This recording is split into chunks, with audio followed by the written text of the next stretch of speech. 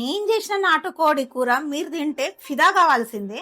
Super taste. KG నాటుకోడి కూర తీసి ఒక స్పూన్ పసుపు వేసుకుందాము, ఒక స్పూన్ ఉప్పు వేసుకుందాము, వాటర్ పోసి నీట్ గా కడుక్కుందాం. మనము ఒక స్పూన్ సగం పసుపు, 3 స్పూన్ల కారం, 2 స్పూన్ల ఉప్పు, 2 స్పూన్ల అల్లం ఎల్లిగడ్డ, కొద్దిగా గరం మసాలా, ఆవు నూనె.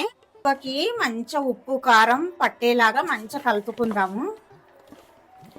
తరిగిన ఉల్లిగడ్డ ఎర్రగా అయ్యే వరకు కలుపుకుందాము. పుదీనా, ఇక కొత్తిమీర,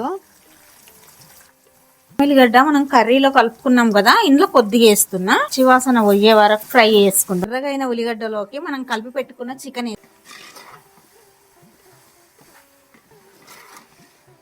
టమాటాలు వేసేసుకుందాము. చిన్న మంట మీద మూత పెట్టేసుకుందాము. మంచిగా ఫ్రై అవుతుంది.